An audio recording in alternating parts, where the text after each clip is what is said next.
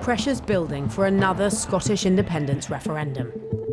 Scotland faces the prospect of being taken out of the EU against our will. People who describe themselves as dyed-in-the-wool unionists are saying, if I have to choose between the UK and the EU, I'm going to have to choose the EU. Once we've done a sensible, pragmatic Brexit, the awesome foursome, all four nations will come together, Scotland and the rest. But how is the Prime Minister and his tough talk on Brexit going down in Scotland, which voted decisively to remain in the EU? The more hard the Brexit gets, the more dangerous it is for the preservation of the Union, because the more Scottish people will recoil against it.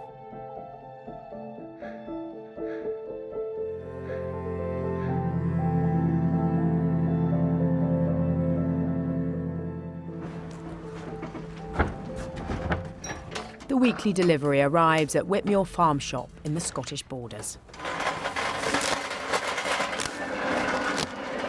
80–90% is from the UK at the moment, but in about a month's time, about 80% will be from the EU. Nectarines are from Spain. The plums, currently from the UK, I think they'll swap over to Spain in a couple of weeks' time, I would think. The farmer here says EU imports are integral to her business and that no deal would be a disaster. Stop the pigs escaping. Wouldn't want that. Heather Anderson is also an SNP councillor. When it comes to the impact Brexit's having on the prospect of another independence referendum delivering a different result, she can smell change in the air. In Scotland, we're looking at England tearing itself apart at the moment and thinking, what are they doing? That we don't recognise this as England. And Brexit basically puts us in a position where we're going to be deeply, deeply harmed if Brexit is impacted on Scotland. So it's almost like saying, look, if England wants to do this to England, that's fine, but we're not coming with you. The SNP-run Scottish Government has already introduced legislation paving the way for a referendum. If the farm's butcher, who voted to stay in last time, is anything to go by, pro-union politicians are going to have their work cut out. I just think it's a complete balls up, for the want of a better word. I think we're better in Europe. We've been there for 30 odd years. If we come out of Europe, I'd vote Scotland independence. No bother. I think that's the only way we could go.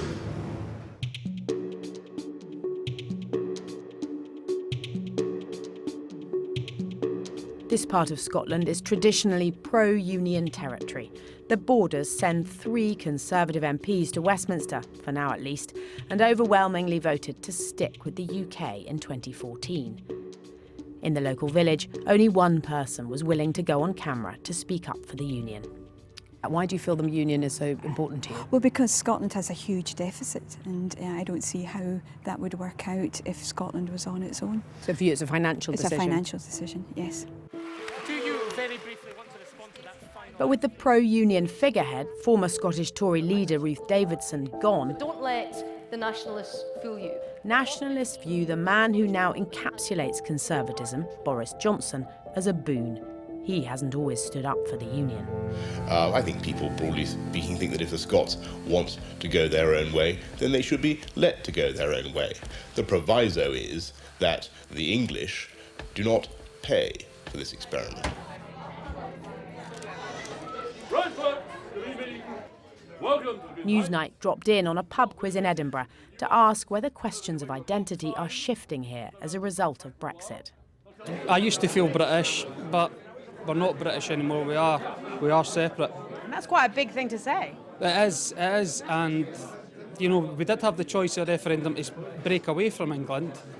That obviously didn't work out. But did you vote to break away then? No, I didn't. I voted to stay. You know, I was more than happy to be British, but with this referendum going on, and you've got a choice to, your country's picked to stay in the EU, and the other side's picked to go away. You know, it doesn't look. We've not got much of a voice, I don't think. What is the most Western European Union capital city?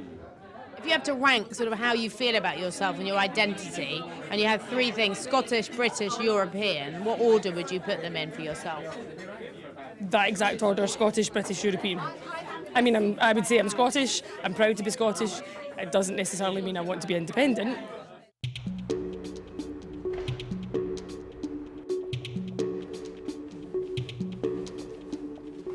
Hi guys, good afternoon and thank you for tuning in to Soon in Scotland once again.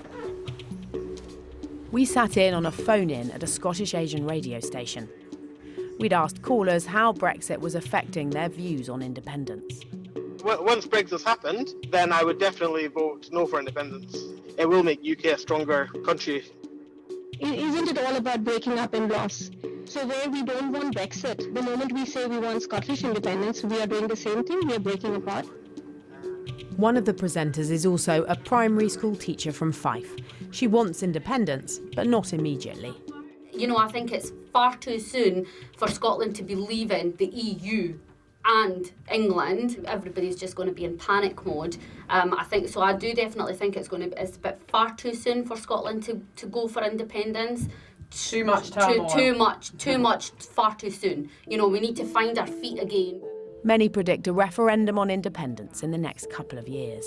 The polling at the moment indicates that the SNP will win the 2021 Scottish election.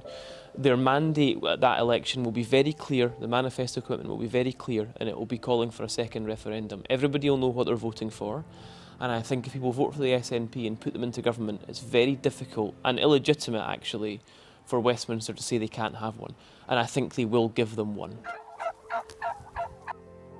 Back on the farm, they can't wait to get another chance at voting for independence.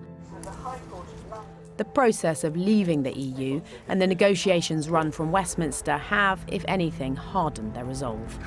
Westminster's not a club, it's England is the kind of 90% shareholder with the capital in England, and Scotland is just a sort of little state which occasionally gets listened to. We're not an equal partner in this union, and whereas people in the EU, as Ireland and Luxembourg have shown recently, are equal partners and do actually get a say and do manage to have influence.